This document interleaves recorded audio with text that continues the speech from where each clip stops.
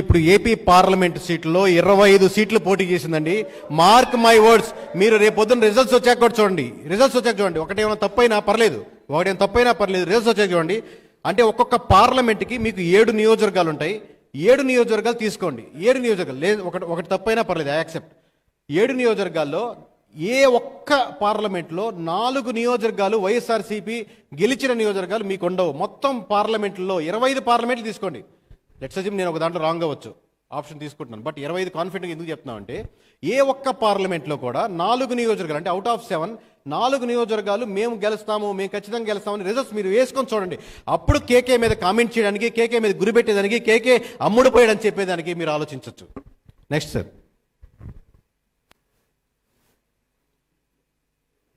కూటమి మొత్తం పోటీ చేస్తున్నటువంటి నియోజకవర్గాలు, పార్లమెంట్ నియోజకవర్గాలు 25కి 25 పార్లమెంట్ సీట్లు. అటు 17 సీట్లు టీడీపీ గెలుచుకుంటే 2 చోట్ల పోటీ చేసేది, 2 చోట్ల మేము జనసేన గెలుచుకుంటే పోటీ చేస్తున్నటువంటి మిగతా 6 నియోజకవర్గాల్లో బీజేపీ గెలిచడానికి ఉన్న అవకాశం 100% ఉందండి. మార్క్ మై వర్డ్స్, 25 పార్లమెంట్లతో ఆంధ్రప్రదేశ్ భవిష్యత్తు కూటమి చేతుల్లో కంప్లీట్గా పెట్టగలిగారు ఆంధ్ర రాష్ట్ర ప్రజలు. దీంట్లో ఒక నియోజకవర్గం పోయినా ఖచ్చితంగా క్లారిటీగా చెప్పగలిగేది ఏంటంటే, మీకు 7 నియోజకవర్గాల్లో ఏ 4 నియోజకవర్గాలు గెలిచిన దాటిన పార్లమెంటు ఒక్కటి కూడా కనపడదు. కేకే ముందుకు ఒక మాట వస్తే వెనక్కి తీసుకునేది అంటూ ఉండదు. అందుకే క్లారిటీగా క్లిస్టల్ క్లియర్గా చెప్తున్నాం. దీంట్లో అటు ఇటు స్లైడ్ తీసుకునేది లేదు, పని మనం చేసుకుంటూ పోతుండే. Next slide sir. వైఎస్ఆర్సీపీ ఖచ్చితంగా మీకు చెప్పినటువంటి 14 సీట్లు ఏంటి, మరి ఇంకో ఏంది ఇది 6+8 వేసారు ఏంటంటే, మేము ఎంతో ఆలోచించి ఖచ్చితంగా గెలిచే సీట్లని లెక్కేస్తే ఈ 6 చోట్ల వచ్చింది సార్. 6 చోట్ల ఖచ్చితంగా గెలిచేదానికి ఆస్కారం ఉందని వచ్చింది. అంటే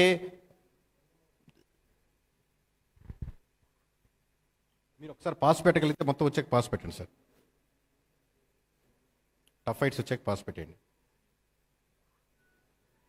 పాస్. సో ఖచ్చితంగా ఇది చూడండి సార్, మీకు ఎలా వేస్తానో ఎక్స్ప్లెయిన్ చేస్తున్నాం.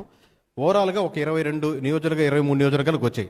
దాంట్లో డివైడ్ చేస్తే ఖచ్చితంగా క్లారిటీగా ఈ 6 సీట్లు కన్ఫామ్గా కనపడ్డాయి మాకు. ఎర్రగొండపాలెం, పొంగనూరు, బద్వేలు, పులివెందుల, ఆదోని, ఆలూరు ఇవి కన్ఫామ్ సీట్లుగా కనబడ్డాయి. అంటే ఖచ్చితంగా క్లారిటీగా ఇక్కడ క్లిస్టల్ క్లియర్గా కనబడుతుంది అనమాట. అదే టఫ్ ఫైట్లకు వస్తే అంటే చాలా ఇప్పుడు ఇక్కడ 11 మండలాలు ఉంటాయి, 11 మంది పోటీ చేస్తున్నారు. చాలా కష్టంగా ఉంటుంది అక్కడి నుంచి సర్వే చేయడం కానీ, డేటా తెచ్చుకోవడం కానీ. ఓవరాల్గా ఇండిపెండెంట్ క్యాండిడేట్ కూడా గూడెం వారేస్తారు. సో అలాగే తుని మనకు చాలా టఫ్ ఫైట్ ఇవ్వగలిగారు. ఆత్మకూరు, సర్వేపల్లి ఈ వందో నాకు కొంత డౌట్లు ఉన్నప్పటికీ కూడా స్టిల్ నేను ఫేవరింగ్ టు వైఎస్ఆర్సీపీ వేస్తూ లెట్స్ అస్యూమ్ సర్వేపల్లి కూడా వచ్చేసింది, ఆత్మకూరు కూడా వచ్చేసింది. అట్లాగే చంద్రగిరి బాగా ఏముందో ఆయన టఫ్ ఫైట్ ఇచ్చాక చంద్రగిరి గెలిచారు. సో ఈ టఫ్ ఫైట్లన్నీ నేను సహకరించి సానుకూలతతో మొత్తం సీట్లు కూడా వైఎస్ఆర్సీపీ గెలుచుకునేదానికి ఆస్కారం ఉందని బాగా క్షుణ్ణంగా ఆలోచించి వేస్తే 14 సీట్లు వచ్చేయండి. మీకు క్రిస్టల్ క్లియర్గా మేము ఏ నియోజకవర్గాలు ఏమే వేసామో ఎలా ఉన్నాయో ఓపెన్గా డిస్కస్ చేసి చెప్తున్నాం. ఓవరాల్గా 14 నియోజకవర్గాలు వైఎస్ఆర్సీపీ గెలిచే నియోజకవర్గాలు సార్. నెక్స్ట్ సార్, మరి టీడీపీ గెలుచుకునే 133 స్థానాలు ఇక్కడ చదవాలంటే ఖచ్చితంగా నాకు రేపు మార్నింగ్ అయిపోతుంది సార్. మీకు ఆబ్వియస్గా కంప్లీట్గా ప్రెస్కి రిలీజ్ చేస్తాం, చెప్తాం. సో ఓవరాల్గా 133 నియోజకవర్గాలు బ్యాలెన్స్ నియోజకవర్గాలని క్లియర్గా చెప్తాం. నెక్స్ట్ సార్, అలాగే జనసేన చెప్పాల్సిన అవసరం లేదు. పోటీ చేసిన ప్రతి ఒక్క నియోజకవర్గంలో 21 పోట్ల పోటీ చేస్తున్నారు. చాలా మందికి ఒక డౌట్ ఉంటుంది, రైల్వే కోడ్లో గెలవదు, లేకపోతే ఇంకో దగ్గర ఎక్కడైనా గెలవదు, పాలకొండలో ఎవరు ఓటు వేస్తారు, ఎస్టీ నియోజకవర్గం కదని. పాలకొండ అయినా లేకపోతే ఇంకోటైనా ఇంకొక దగ్గరైనా ఇది ఎక్కడైనా సరే ఆబ్వియస్గా కన్ఫామ్గా ఉన్న నియోజకవర్గం అందరికీ తెలుసు. 21 చోట్ల పోటీ చేసిన నియోజకవర్గాలు, అది నెల్లిమర్ల కావచ్చు, పాలకొండ కావచ్చు, విశాఖపట్నం సౌత్ కావచ్చు, అనకాపల్లి కావచ్చు, పెందుర్తి కావచ్చు, యలమంచికల్లు కావచ్చు, పిఠాపురం కావచ్చు, కాకినాడ రూరల్ కావచ్చు, రాజానగరం కావచ్చు, నిడదవోలు కావచ్చు, రాజులు కావచ్చు, గన్నవరం కావచ్చు, భీమవరం కావచ్చు, నర్సాపురం కావచ్చు, తాడేపల్లిగూడెం కావచ్చు, ఉంగుటూరు కావచ్చు, పోలవరం కావచ్చు, అవనిగడ్డ కావచ్చు, తెనాలి కావచ్చు, తిరుపతి కావచ్చు, కోడూరు కావచ్చు, ఏదైనా సరే మేము పోటీ చేసిన దగ్గర వైనాట్ 175ని వైనాట్ 21 వాళ్ళు సీరియస్గా తీసుకొని 21 చోట్ల గెలవగలిగారు. ఖచ్చితంగా 21 చోట్ల గెలిచేదానికి 100% జనసేనకి ఆస్కారం ఉంది. Thank you sir. Next slide.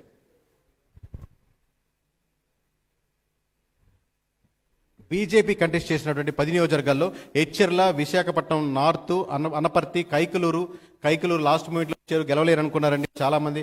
Vijayawada west, Jammalamadugu, Dharmavaram చాలా టఫ్ ఫైట్ ఇవ్వగలిగారు. కానీ చివరికి ధర్మవరం కూడా కైవసం చేసుకునేదానికి 100% ఆస్కారం ఉంది. అవుట్ ఆఫ్ 10 7 సీట్లు లాస్ట్ మూమెంట్లో జాయిన్ అయినప్పటికీ కూడా కూటమి బలం జోడించడంతో, యాడ్ అవడంతో ఖచ్చితంగా అవుట్ ఆఫ్ 10 7 నియోజకవర్గాలు గెలుచుకునేదానికి ఆస్కారం ఉంది. Mark my words. Thank you sir. Next, ఇప్పుడు మీకు ఓవరాల్గా కులాల వారీగా ఓట్ల పర్సెంట్ అంటే మన దుస్థితి ఏంటంటే, దుస్థితి అని ఎందుకంటున్నా అంటే స్వాతంత్రం వచ్చిన 70 ఏళ్ల తర్వాతగా ఈ కులం వాళ్ళు ఇట్లా ఓట్లు వేస్తున్నారు, ఈ కులం దీనికి వేస్తున్నారని డిస్కస్ చేసుకునే పరిస్థితుల్లో అది దారుణ విషయం. బట్ ఈ కంపెనీ నడుపుతున్న వ్యవస్థకి హెడ్గా నేను డిస్కస్ చేయక తప్పకుండా I'm sorry to discuss, but discuss చేయాల్సి వస్తుంది. ఎస్సీల్లో 80% మంది వైఎస్ఆర్సీపీకే ఉన్నారండి, 20% కూటమి వైపు మళ్ళారని మాకు అర్థమవుతుంది. అలాగే ఎస్టీ నియోజకవర్గాల్లో 70% మంది వైఎస్ఆర్సీపీకి ఉన్నారు, 30% మంది అట్టున్నారు. ముస్లిమ్స్లో 70% మంది వైఎస్ఆర్సీపీకి ఇస్తే 30% మంది స్టిల్ బీజేపీ కలిస్తే ఎవరు ఓట్లేయరు అంటుంటారు కదండి. బట్ స్టిల్ మనకు లోకల్గా కనెక్టెడ్గా ఉంటారు ఆ లోకల్ ప్రజలు. అంటే అన్న షాప్ ఓపెన్ చేస్తున్నాం, తోడ మంచి రోజు చూసి చెప్పు అంటారు. అంటే లోకల్గా ఉన్నటువంటి సమీకరణాలతో కనెక్ట్ అవుతారు కాబట్టి పార్టీల సంబంధం లేదు. ప్లస్ బీజేపీకి అగెనిస్ట్ సపోర్ట్ ఉన్న పార్టీ లేదు, అందరు బీజేపీకి సపోర్టే. సో 30% స్టిల్ కూటమి వైపు మొగ్గగలిగారు. ఇక క్రైస్తవులు, క్రిస్టియానిటీలో 80% 20% అంటే 80% ఉంటే 20% అలా ఉన్నారు.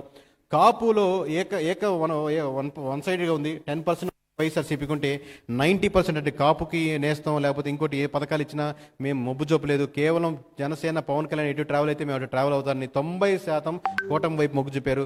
అలాగే కమ్మ కులస్తులు 10% వైఎస్ఆర్సీపీకి ఉంటే 90% ఇంకా కూటమి వైపు ఉన్నారు. ఇంకా ఎక్కువగా ఉండొచ్చు, బట్ రౌండ్ ఫిగర్లో ఒక దగ్గర ఆగాలి కాబట్టి 90% వేసాం.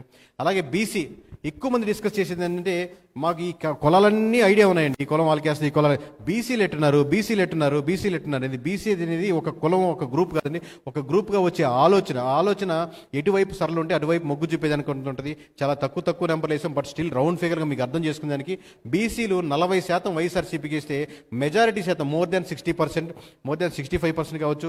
సో మెజారిటీ శాతం 60% ఓవరాల్గా కూటమి వైపే మొగ్గు చూపారు. అంటే ఫ్లో ఎలా ఉంటుందో అలా ఆ వైపే మొగ్గు చూపారు. లాస్ట్ టైం బీసీలు అధిక శాతం వైఎస్ఆర్సీపీ ఓట్లేశారు, ఈసారి బీసీలు అధిక శాతం కూటమి వైపు మొగ్గు చూపారు. అలాగే రెడ్డీస్లో అంటే ఏదండి ఇక్కడ 10% ఉంది, 90% రావాలి, ఇక్కడ కూడా 10% రావాలి. అంటే రెడ్డీస్లో కూడా ఒక 20%. సారీ మీకు ఈ లైన్ ఏదంటే అర్థం కావట్లేదు. సో ఇది తప్పబడింది సార్, రివర్స్ పడింది. సో రివర్స్గా ఉంది. సో రెడ్డిస్ అధిక శాతం ఆబ్వియస్గా వైఎస్ఆర్సీపీ ఉన్నారు, కూటమి వైపు ఒక 20% అలా ఉండొచ్చండి. వైశ్యాస్ 20% ఇలా ఉంటే 80% అలా ఉన్నారు కూటమికి. అలాగే బ్రాహ్మణ 10% వైఎస్ఆర్సీపీకి ఉంటే 90% ఉన్నారు. ఓవరాల్గా ఇది ఒక్కటే గుర్తుపెట్టుకోండి సార్, ఈ ఓట్ బ్యాంకింగ్ గుర్తుపెట్టుకోండి. ఓవరాల్గా 38.8% అంటే అరౌండ్ 40% రౌండ్ ఫిగర్లు వేస్తున్నాం మనం, చిన్న ఎందుకు గుర్తుపెట్టుకోరు. ఓవరాల్గా 40% ప్రజలు వైఎస్ఆర్సీపీకి ఉంటే 60% ప్రజలు కూటమి వైపు మొగ్గు చెప్పారు. అంటే డిఫరెన్స్ మీకు 15 నుంచి 20% వెళ్ళిపోతుంది. కాబట్టి మొత్తం దాంట్లో ఇంత డిఫరెన్స్ వస్తుంది. లాస్ట్ టైం 10% ఉంటే ఒక రకంగా వస్తుంది, 20%కి వెళ్తే ఇంకో రకంగా వస్తాయి. సో డిఫరెన్స్ ఏంటంటే still they are with YSRCP. ఆ పీపుల్ 35% మొత్తం కూటమి కట్టేసింది కదా, మొత్తం క్లీన్ స్వీప్ చేసాం కదా కాదు. Still around 40% are people around 35 కావచ్చు 40 కావచ్చు మధ్యలో ఒక సెక్షన్ ఆఫ్ పీపుల్ ఖచ్చితంగా ఆబ్వియస్గా వైఎస్ఆర్సీపీని సపోర్ట్ చేస్తున్నారు. ఒక section of people more than 50%, 55%, more than 50% కూటమి వైపు మమ్మల్ని లేరు. సో పర్సంటేజ్ ఓట్ బ్యాంకింగ్లో ఇంత డిఫరెన్స్ వచ్చేసరికి, హ్యూజ్ డిఫరెన్స్ వచ్చేసరికి మీకు రిజల్ట్స్లో అంత వస్తున్నాయి. కానీ ఒక సైడ్ క్లీన్ స్వీప్ చేసేసింది, తుడిచిపెట్టుకోపోయింది, ఈసారి మన రాజ్యమే, మనం కూడా ఇష్టం వచ్చినట్టు చేద్దామంటే రేపు ఇదే పర్సంటేజ్ ఇటు పడుతుంది అడ్డు పడుతుంది, అంతే తేడా. Yes, next sir. సో మొత్తం పోలైన ఓట్లు 3,33,40,560 ఓట్లు పోలైనాయి సార్. మొత్తం పోలైన ఓట్లు ఉరామరిగా మనకు 3,33,40,560 ఓట్లు పోలైనాయి. సో దీన్ని మీకు ఇందాక వేసిన పర్సంటేజ్ చూసుకుంటే 1,94,04,206 మంది, 1,94,00,000 మంది. అలాగే 38% మీకు వైఎస్ఆర్సీపీ వేసుకుంటే 1,29,36,137. అంటే దాదాపుగా ఇద్దరి మధ్య తేడా 60 లక్షలకి వెళ్ళిందండి. 60 లక్షల ప్రజలు ఇటు కాదని ఇటు వేశారు కాబట్టి అంత హ్యూజ్ డిఫరెన్స్ కనపడింది. లాస్ట్ టైం డిఫరెన్స్ అరౌండ్ 30 లక్షలు అనుకుందాం అనుకోండి, ఇప్పుడు ఎక్స్ట్రాగా ఇంకో 30 లక్షలు వచ్చింది. అంటే 60 లక్షల మంది ప్రజలు ఇటు వేశారు కాబట్టి ఇంత పర్సంటేజ్ ఆఫ్ డిఫరెన్స్, ఇంత హోల్ మొత్తం మీద హ్యూజ్ డిఫరెన్స్ కనపడుతుంది మీకు. సో దాని యొక్క ఫలితాలే జనసేన ఈ పోటీ చేసిన 21 సీట్లు గెలవడం, అలాగే టీడీపీ పోటీ చేసిన దాంట్లో 133 సీట్లు గెలవడం, అలాగే బీజేపీ కంటెస్ట్ చేసినటువంటి 10 సీట్లు 7 సీట్లు గెలవడం, అలాగే చివరికి సిట్టింగ్ గవర్నమెంట్ 151 సీట్లు ఉంటే 100 పోతే 50 గెలవ్వా, 50 పోతే 100 గెలవ్వా, ఇలా ఉండదండి. అంటే ప్రతి నియోజకవర్గంలో ఓట్లు వేసేవాడు నా నియోజకవర్గం కాదు మొత్తం నియోజకవర్గాలు ఓడించాలని ఓటేయడు. వాళ్ళకున్న పర్స్పెక్టివ్లో ఆ నియోజకవర్గం మీద ఉన్న సమస్యలు అతను ఫీల్ అయ్యే దాని మీద వేస్తారు. కానీ అలా ఎక్కువ మంది ఫీల్ అయితే అన్ని నియోజకవర్గాల్లో అదే ఎఫెక్ట్ కనబడుతుంటుంది. అది 14 కావచ్చు, 15 కావచ్చు, 20 కావచ్చు. సో మనం ఇంత గంటాపదంగా కాన్ఫిడెంట్గా చెప్పేదానికి ఎంత అంచనా వేసి ఒక నెంబర్, సింగిల్ నెంబర్ మీ ముందు ప్రజెంట్ చేసేదానికి ఒకసారి ఊహించుకోండి మీరు.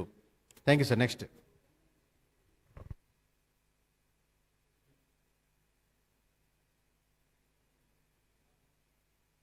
యా, సో ఓవరాల్గా ఆ ఒక స్లైడ్ ఏంటి సార్? ఓవరాల్గా లాస్ట్ ఫైనల్ నెంబరు టీడీపీకి, బీజేపీకి, జనసేనలో ఓవరాల్ ఫైనల్ నెంబరు ఆ స్లైడ్ వేయండి. ఇది కాదు సార్, ఇది కాదు, దీని ముందు.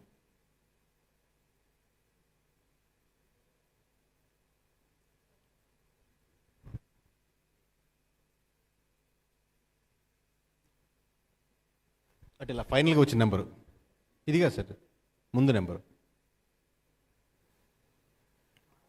ముందు, దీని ముందు సార్.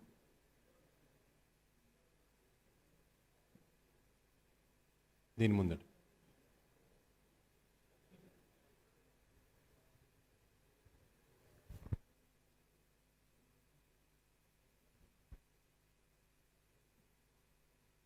సో ఘంటాపదంగా చెప్తుంది ఏంటంటే ఓవరాల్గా అసెంబ్లీలో ఖచ్చితంగా ఆంధ్రప్రదేశ్ రాష్ట్ర చరిత్రలో ఎటువంటి కనీ విని ఎరుగని డిఫరెన్స్ ఓట్ బ్యాంకింగ్తో కూటమి గెలుపొందుతుంది.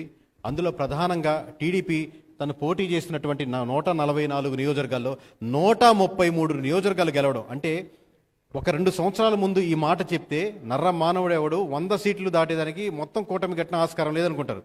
బట్ మనం దీని నుంచి ఒక పాఠం నేర్చుకోవాల్సింది ఏంటంటే ప్రజలు ఎక్స్పెక్ట్ చేసే విధానంలో చాలా మార్పులు వస్తున్నాయి. వాళ్ళు ఎక్స్పెక్ట్ చేసేది ఓన్లీ వెల్ఫేర్ స్కీమ్స్ మాత్రమే కాదు. వెల్ఫేర్ స్కీమ్స్ ఓట్ బ్యాంకింగ్ ఉంటుంది, అది టీడీపీ చేసినా, వైసీపీ చేసినా, ఎవరు చేసినా వెల్ఫేర్ స్కీమ్స్ ఓట్ బ్యాంకింగ్ ఉంటుంది. కానీ కేవలం వెల్ఫేర్ స్కీమ్స్ మాత్రమే నేను నడుపుతాను, కేవలం స్కూల్స్, రోడ్స్, హాస్పిటల్స్, కరప్షన్, మంచి మినిస్టర్స్, మంచి వసతులు, లేకపోతే ఉద్యోగాలు ఇవి కల్పించాలి అన్న కోరికతో అటు ఇటు మారుతున్నారు. కానీ ప్రజల హోప్స్ మటుకు ఎప్పటికీ అలాగే ఉంటున్నాయి.